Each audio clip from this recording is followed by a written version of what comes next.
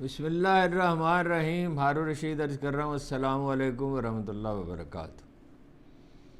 عمران خان نے ایک طرف تو یہ پیغام دیا ہے کہ پارٹی میں بزدلوں کے لیے کوئی جگہ نہیں ہے، اور جو لوگ گھر میں آسودگی سے رہنا چاہتے ہیں انہیں جو مجلس عملہ ہے اس سے نکال دیا جائے، کور کمیٹی سے. اور جن لوگوں نے 26ویں ترمیم کے حق میں ووٹ دیا، اور کچھ لوگ وہ ہیں ان کا ذکر نہیں کیا انہوں نے جو موجود نہیں رہے، مطلب زین قریشی غائب ہو گئے، انہوں نے کہا کہ جنہوں نے ووٹ دیا انہیں فوری طور پر پارٹی سے نکال دیا جائے. اور جو لوگ ری ٹویٹ نہیں کرتے پارٹی کے ٹویٹس، ان کے بارے میں بھی ان کا لہجہ تو یہی ہے. دوسری طرف تحریک کے بارے میں انہوں نے تصدیق کر دی ہے، جو لوگ ان سے ملے ان سے کہا ہے کہ تاخیر ممکن نہیں ہے، عید کے فوراً بعد ہمہ گیر تحریک شروع کر دی جائے گی اور تمام پارٹیوں سے جلد از جلد رابطہ کیا جائے، اور جو بھی اس میں شریک ہونے کے لیے تیار ہے انہیں شریک کیا جائے. شعیب شاہین نے، میں نے آپ سے عرض کیا تھا کوئی صلح نہیں ہوئی، یہ فواد صاحب کہہ رہے ہیں صلح ہوئی، اور دلیل یہ ہے کہ ان کی بیگم ملی تو ان سے کہا ان کی صلح کرا دو، صلح ہو گئی. صلح کے آدمی کو مارا ہے، اسے گرا دیا ہے، اس کے بازو پہ چوٹ آئی ہے، اور یہ وتیرہ بنا لیا ہے فواد صاحب نے. وہ اپنا ان کی ساری سوجھ بوجھ سیاسی فہم و فراست اپنی جگہ، مگر انہوں نے اپنا سمیع ابراہیم کو مارا، ایک اور اخبار نویس کو مارا. اور اب اس پہ یہ ہاتھ اٹھانے کا مطلب کیا ہے؟ چنانچہ انہوں نے کہا کوئی صلح نہیں ہوئی. یہ تھوڑی دیر پہلے اطلاع آئی تھی، بعد میں ان کا ایک میسیج آیا ہے کہ اسے فواد چودھری سے مصالحت کا کوئی سوال ہی پیدا نہیں ہوتا، اور یہ بے بنیاد خبر ہے، اور ان کے خلاف ایف آئی آر نہیں کراؤں گا، اس کی ضرورت نہیں. 4 گنا اس سے زیادہ اس کی پٹائی کی ہے اور حساب برابر کر دیا ہے. عمران خان اس کے خلاف کارروائی نہیں کریں گے کیونکہ پارٹی سے اس کا کوئی تعلق ہی نہیں، وہ بھگوڑا ہے. دیکھیے اب گالیاں تو دونوں نے ایک دوسرے کو دیں، یا تو شعیب شاہین صاحب ہی خاموش رہتے، صبر کرتے. اور اس کے بعد فواد صاحب نے یہ کمال کیا، بس صلح ہو گئی ہے. بس صلح کیا ہو گئی؟ آپ کی غلطی ہے، آپ نے میڈیا کے ساتھ عمران خان کے تعلقات میں اس درجہ خراب کر دی ہے کہ اب کبھی اس سطح پہ جا ہی نہیں سکیں گے. حالانکہ وہ لوگوں سے ملتے تھے، اخبار نویسوں کے سوال، تلخ ترین سوال سنتے تھے اور جواب دیتے تھے، انٹرویو دیتے تھے، ان لوگوں کو بھی انٹرویو دیتے تھے جو ان کی مخالفت کرتے تھے. مگر آپ کا رویہ یہ ہے کہ میڈیا کا سر کچلا جائے، اور وہ تو خیر اب تو خیر انتہائی ہو گئی، سر کچلا جائے، لوگوں کو دبایا جائے، ان کی انسلٹ کی جائے، اشتہارات بند کیے جائیں.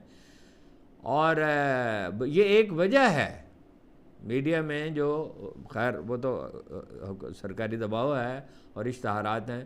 اشتہارات ہی آتے ہی بند کر دیے تھے. بھائی اشتہارات بند کرتے ٹھیک ہے، سرکاری خزانہ جو ہے لٹانے کے لیے تو نہیں ہے، بتدریج بند کرتے، پہلے سال 20% بند کرتے، اگلے سال 20% کم کر دیتے. معیشت اٹھتی تو وہ اپنے پاؤں پہ کھڑے ہو جاتے، اور وہ ان خطوط پہ سوچ رہے تھے کہ بھائی اشتہارات بند ہو جائیں تو مل جل کے کام کریں، سب کے 10 کیمرے بھیجنے کی بجائے 1 کیمرہ بھیجا جائے، سب لوگ اس میں شیئر کر لیں. ان کو اپنی غلطی فواد صاحب کو ماننی ہوگی. میں ان کو ذمہ داری سے کہہ رہا ہوں کہ کم از کم 2 خاندان ایسے ہیں جن میں سے ایک کے 10-15 ہزار ووٹ ہیں اور ایک کے 4-5 ہزار ووٹ ہیں، وہ انہیں ووٹ نہیں دیں گے اگر انہیں ٹکٹ بھی مل جائے. ٹکٹ ملنا بھی یقینی نہیں ہے. یہ دنیا میں نہیں ہو سکتا کہ آپ منمانی، یہی شہر افضل مروت صاحب کہتے ہیں مجھے منمانے کی اجازت دیجیے، میں جو چاہوں کروں. یہ بچے ایسے کیا کرتے ہیں، یہ عاقل بالغ لوگ ایسے نہیں کیا کرتے. اور ایک دوسرے سے آپ لڑ مریں گے تو لوگوں کو ہنسنے کا بھی موقع دیں گے اور پوزیشن بھی کمزور ہوگی اور لوگوں میں مایوسی بھی پھیلے گی. اور اگر ورکر اس پہ اشتعال میں آتے ہیں، وہ ایک یا دوسرے کی مذمت کریں گے تو اس سے کیا حاصل ہوگا؟ کوئی ہوش کے ناخن لیں بھائی صاحب. عمران خان کا پیغام یہ ہے کہ آخری گیند تک میں لڑوں گا، اور یہ کہا کہ کچھ لوگ کہتے ہیں تحریک ناکام ہوگی. ناکام ہو گئی تھی تو 26 نومبر کو گولی چلانے کی ضرورت کیوں پیش آئی؟ اور یہ عائشہ بھٹو ان سے ملی ہیں تو انہوں نے یہ پیغام دیا ہے کہ اصرار کے ساتھ کہ ناکام ہو جاتے تو گولیاں کیوں چلاتے ہجوم پر. یہ بھی کہا کہ 26ویں آئینی ترمیم کے حق میں جس نے میں نے آپ سے عرض کیا ووٹ دیا ہے، وہ یا جو بھی اس طرح کے معاملات میں ملوث ہے فوراً اسے نکال دیا جائے، اور جو متحرک نہیں ان کو بھی۔ البتہ انہوں نے یہ کہا، حماد اظہر، مراد سعید اور میاں اسلم اقبال کو میں نے خود روپوش ہونے کے لیے کہا ہے، ان پہ بہت سے مقدمات ہیں، یہ آدمی کو اٹھا لے جاتے ہیں، اس کی توہین کرتے ہیں، اور وقت آنے پر جب موقع ہوگا، مناسب ہوگا، تو میں انہیں میدان میں آنے کے لیے خود کہوں گا۔ یہ بات انہوں نے کہی زرتاج گل سے، اجمل صابر سے، اور ان کے وکلاء موجود تھے ان سے۔ ایڈوکیٹ نعیم پنجوتا نے تصدیق کی ہے اس کی، ان سے بات ہوئی ہے خان صاحب کی، کہ احتجاج کا سلسلہ فوراً شروع کر دیا جائے گا عید کے بعد، روزوں میں تیاری کی جائے گی۔ اور یہ بھی کہا کہ جو لوگ یہ سمجھ رہے ہیں کہ 26 نومبر کے بعد قوم ڈر گئی ہے، وہ مغالطے میں ہے، اب زیادہ قوت کے ساتھ لوگ نکلیں گے۔ بہرحال ایک بات تو پی ٹی آئی کی سمجھ میں آ گئی، سسٹینڈ ایجیٹیشن، مسلسل جاری رہنے والے ایجیٹیشن کے سوا یہ کوئی 2020 کا میچ نہیں ہے، سسٹینڈ ایجیٹیشن سے حکومتیں جاتی۔ جو ولسن کی مہم جاری ہے، کانگریس مین جو ہیں عمران خان کی اور دوسرے اسیروں کی رہائی کے لیے، انسانی حقوق کے لیے، وہ آج ملے امریکی وزیر خارجہ مارکو روبیو سے، ملاقات کی، اس کی تفصیل تو نہیں بتائی انہوں نے، اور کسی اور ذریعے سے بھی معلوم نہیں ہو سکی، ظاہر ہے انہوں نے اسی پہ زور دیا، یہ تو ظاہر ہے، مگر انہوں نے اس عزم کا اعادہ کیا کہ پاکستان میں جمہوریت کی بحالی تک جدوجہد کرتا رہوں گا۔ ٹیکسٹائل انڈسٹری تباہی کے کنارے کھڑی ہے اور حکومت اس کی ذمہ دار۔ دیکھیے بنگلہ دیش میں کیا ہے نرخ بجلی کے، 10 سینٹ، ویتنام میں 8، انڈیا میں 6 سینٹ۔ میں ذرا اس کو چیک کر لوں اچھی طرح سے۔ جی بجلی کے نرخ ہیں بھارت میں 6 سینٹ، یس، ویتنام میں 8 سینٹ، بنگلہ دیش میں 10 سینٹ، پاکستان میں 17 سینٹ۔ 18% ٹیکس ہے مقامی کپاس پہ، درآمدی کپاس پہ ٹیکس معاف ہے، اگرچہ وہ اسی قیمت پہ پڑتی ہے، باہر سے خریدی جاتی ہے، آمد و رفت کے اخراجات ہیں، مہنگی بھی پڑتی ہے۔ بجلی اور گیس کی قیمتوں میں بے پناہ اضافہ کیا، صرف بجلی نہیں، 50,000 کھڈیاں بند ہو گئی ہیں۔ ایشیا میں ٹیکسٹائل کی مصنوعات میں پاکستان 8ویں نمبر پر تھا، اور عمران خان کے آخری زمانے میں تو بہت بہتری ہو گئی تھی، لیکن اب وہ خطرناک مرحلے میں داخل ہو گئی ہے۔ ٹیکسٹائل ملز ایسوسی ایشن کے سیکرٹری صاحب کہتے ہیں، رضا باقر صاحب، 187 سے زیادہ فیکٹریاں بند ہو چکی ہیں، حکومت نے توجہ نہ دی تو صورتحال، حکومت کی توجہ دے گی جی رضا باقر صاحب، حکومت کا تو کیا دھرا ہے، اور یہ تو اس کو صحیح نہیں کر سکتے۔ صدر پار رومز ایسوسی ایشن وحید خالق رامے نے کہا، گزشتہ 3 برس میں بجلی کی لوڈ شیڈنگ کم ہونے سے کچھ بہتری تو آئی، یعنی یہ تو ہوا کہ فیکٹری چل رہی ہے، لیکن قیمتیں چونکہ زیادہ ہیں، لہذا وہ صورتحال پرانی تو بحال نہیں ہو سکتی۔ اور یہ یاد رکھیے کہ ٹیکسٹائل انڈسٹری بیک بون ہے ہماری برآمدات کا، سب سے زیادہ آمدن اسی سے ہوتی ہے۔ تو کاٹن ایسوسی ایشن کے جاری کردہ اعداد و شمار کے مطابق رواں سال کل 55 لاکھ گانٹھیں پیدا ہوئی ہیں بجلی کپاس کی، یہ 150 گانٹھیں ہوا کرتی تھی، پچھلے سال بھی 85 لاکھ تھی، 30% پچھلے سال سے بھی کم ہو گئی ہیں۔ اور نئے سال کے بجٹ میں مقامی خام مال پر 18% ٹیکس عائد کیا گیا، اس لیے درآمد کرنی پڑے گی، اس پہ الگ سے ہمارے اخراجات ہوں گے۔ زیادہ تر کارخانے کس کے ہیں؟ شریف خاندان کے ہیں، زرداری خاندان کے ہیں، ان کے حامیوں کے ہیں، اور ضرورت سے 2 گنا بجلی ہے، یہ سب بات دہرائی جا چکی ہے، جتنی ملک میں پیداوار ہوتی ہے اس سے آدھی کھپت ہے۔ اور اب یہ جو نیا سلسلہ شروع ہوا ہے سولر انرجی کا، تو اس کا 100 ارب روپے بھی خریداروں پہ پڑے گا، اور جو کارخانے بند ہیں ان کو کیپیسٹی کے مطابق پیمنٹ کی جاتی ہے، وہ بھی۔ بات یہ ہے کہ کارخانے لگانے کے لیے رشوت لی گئی ہے۔ بنگلہ دیش میں نرخ کیوں کم ہے؟ بنگلہ دیش نے خود کارخانے تو نہیں لگا لیے، یا انڈیا نے یا ویتنام نے، اور اس کی تحقیقات ہونی چاہیے۔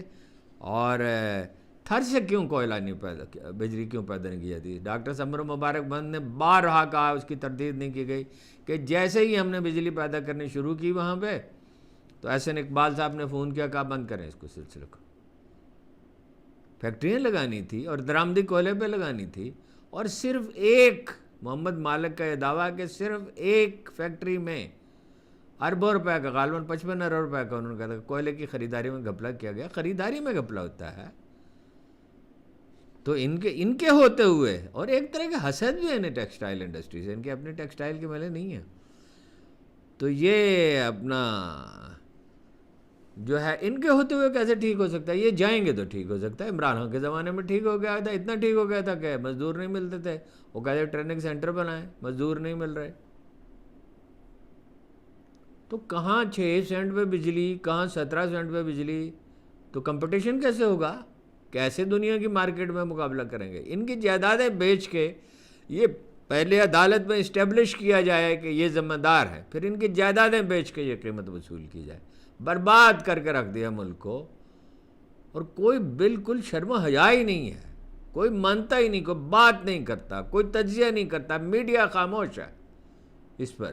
تو اب یہ ایک خبر پھیلائی گئی ہے، کسی خبر کا ان کا اعتبار، دعوے کا اعتبار تو نہیں کہ بجلی کمپنیوں کی نجکاری کر دی جائے گی. نجکاری سے یہ تو ہے، نجکاری اگر سلیقہ مندی سے کی جائے، کسی چیز کی نجکاری یہ کر نہیں سکے. پی آئی اے کی نہیں کر سکے، روز دعوے کرتے ہیں. اپنے اسٹیل مل کی نہیں کر سکے، حالانکہ اس کے تو $17 بلین کے ایسٹس ہیں. اور ریلوے میں مال گاڑیوں کا سلسلہ نہیں ٹھیک کر سکے. کام آتا ہی نہیں اور کرنا چاہتے ہی نہیں. یہ بھاگ جائیں گے ایک دن ملک سے، اور وہ بہت سے لوگوں کے لیے، صرف ان کے لیے نہیں، ان کے حامیوں کے لیے، ان کے سرپرستوں کے لیے بڑی شرمندگی کا دن ہوگا. کب تک لوگ، حسینہ واجد نے بھی بڑی کے دور میں بڑی معاشی ترقی ہو گئی تھی. یہاں تو معاشی ترقی بھی نہیں ہو رہی نا، وہاں معاشی ترقی بھی تھی، مگر وہ 1 پارٹی رول تھا. مکتی بہانی کے لوگوں کو oblige کیا جاتا تھا. بھارت کی گود میں جا کے بنگلہ دیش کو بھارت کی گود میں پھینک دیا گیا تھا. پھر ایک دن بغاوت ہوئی نا، اور اب حال یہ ہے کہ انہوں نے تقریر کی تو گھر جلا دیا گیا. وہ میوزیم بنایا گیا تھا شیخ مجیب الرحمن کا، جو اگرچہ صحیح نہیں ہے، تشدد نہیں کیا جانا چاہیے کسی کے خلاف بھی ہو. تو کوئی مستقبل ہی نہیں ہے ان کا. اور پاکستان کے ساتھ جو معاملہ تھا، اتنی تلخ یادیں تھیں، اس کے باوجود وہ کہتے ہیں کہ پاکستان کا رویہ ہمارے ساتھ یہ تو نہیں تھا. اور وہ میں نے بہت پہلے کہا تھا تو لوگ مجھ پر ہنسے تھے کہ ایک دن یہ کنفیڈریشن بنے گی. اس لیے کہ لوگ نہیں بدلتے. لوگوں کی جو ثقافتی رجحانات ہوتے ہیں، سماجی رجحانات ہوتے ہیں، جو تاریخ کا اشتراک ہوتا ہے، کلچر کا اشتراک ہوتا ہے، وہ کبھی ہم نے افغانستان میں دیکھ لیا، ہم نے ایران میں دیکھ لیا، دنیا کے آذربائیجان میں دیکھ لیا، اور مسلم ریاستوں میں دیکھ لیا، تاجکستان، ازبکستان وغیرہ میں دیکھ لیا. لوگ جو ہیں وہ کب تک آپ انہیں دبائے رکھیں، کب تک انہیں بھیڑ بکریوں کی طرح ہانکتے رہیں گے؟ ایک دن لوگ جاگ اٹھتے ہیں، اور جاگ تو اٹھے. انہوں نے فروری کے الیکشن میں تو لوگوں نے فیصلہ دے دیا کہ ہمارا فیصلہ ہے. اب آپ ان کے فیصلے کو نہیں مانتے، ان سے کہتے ہیں کہ سکھ یا مغل دور کی یا ان سے پہلے کے بادشاہوں کے ادوار کی رعایا کی طرح بن کر رہیں، اور آپ سے ہم نہیں پوچھیں گے، جو چاہیں گے ہم کریں گے، آپ پہ مسلط کریں گے فیصلہ، عقل کل ہم ہے. یہ تو نہیں ہو سکتا. ایک دن اس کا نتیجہ نکلے گا.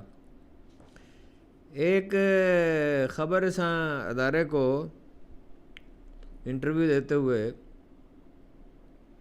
سعودی عرب کے سابق انٹیلیجنس چیف ہیں ترکی الفیصل، یہ بہت آیا کرتے تھے ایک زمانے میں پاکستان. مجھے یاد ہے کہ یہاں آتے تھے تو ان کی بڑی توازو کی جاتی تھی. خوشگوار آدمی ہیں، ان کو انار اور گاجر کا جوس پلایا جاتا تھا ملا کے، اور کریلے قیمہ کھلایا جاتا تھا، اور یہ بڑی شادمانی سے شریک تھے پاکستان کے معاملات میں. انہوں نے کہا ٹرمپ کا جو منصوبہ ہے وہ قطعاً کسی طرح کسی کے لیے بھی قابل قبول نہیں ہے، اور وہ فلسطینیوں کو اپنی سرزمین پر رہنا چاہیے، اور ان کو امریکیوں کو ان کی بحالی کے لیے مدد کرنی چاہیے. یہ بھی بعض آوازیں سنائی دی کہ مارشل پلان کی طرح امریکہ زیادہ کنٹریبیوٹ کرے، باقی بھی ہے. یہ بھی